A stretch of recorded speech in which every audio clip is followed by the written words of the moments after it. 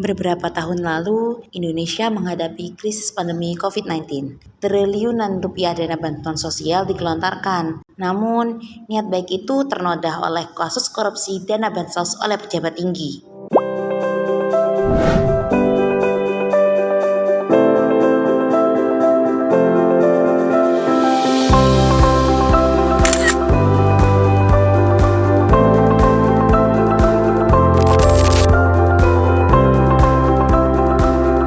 Halo Sobat Publik, balik lagi sama Amel di Buka Tutup. Apa yang mau kita bahas saat ini?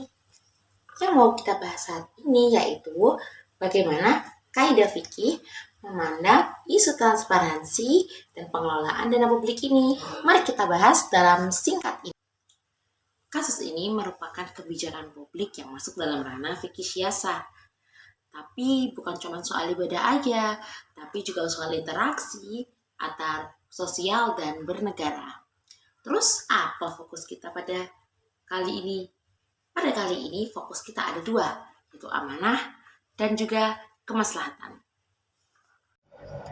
Prinsip fundamental dari pengelolaan dana bansos ini adalah amanah, yaitu di mana pemerintah diamanahi uang rakyat.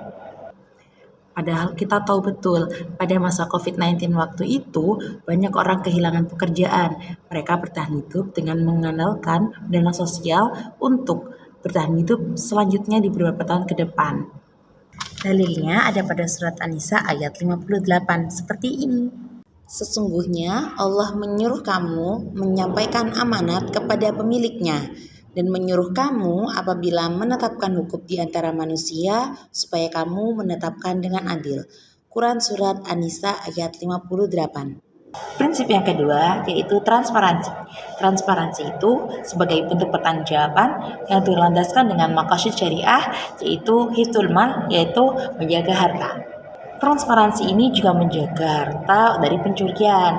Ada hadis Nabi yang disebutkan seperti Rasulullah Shallallahu Alaihi Wasallam yaqulu kulkum ra'i wa kulkum mas'ulu an ra'iyatihi, yaitu Rasulullah Shallallahu Alaihi Wasallam bersabda, setiap kalian adalah pemimpin dan setiap pemimpin akan dimintai pertanggungjawaban atas yang dipimpinnya.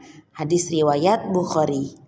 Dari kacamata fikih siasah, solusi untuk mencegah terulangnya kasus ini kembali yaitu dengan cara 1. Perkuat pengawasan.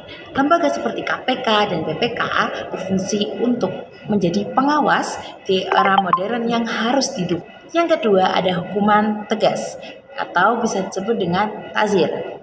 Pelaku korupsi dana bansos ini perlu dihukum dengan setegas-tegasnya untuk memberikan efek jera agar pelaku tidak mengulangi kembali apa yang dilakukannya, mengulangi kesalahan yang kedua kalinya. Di sini kita masukkan juga kaidah fikih yaitu tasarruful imami ala ra'iyati manutun bil maslahah, yakni tindakan pemimpin atas rakyatnya harus didasari oleh kemaslahatan atau kepentingan umum. Kenapa harus menggunakan kaidah fikih tersebut? Karena korupsi itu jelas-jelas bertentangan dengan kemaslahatan umum.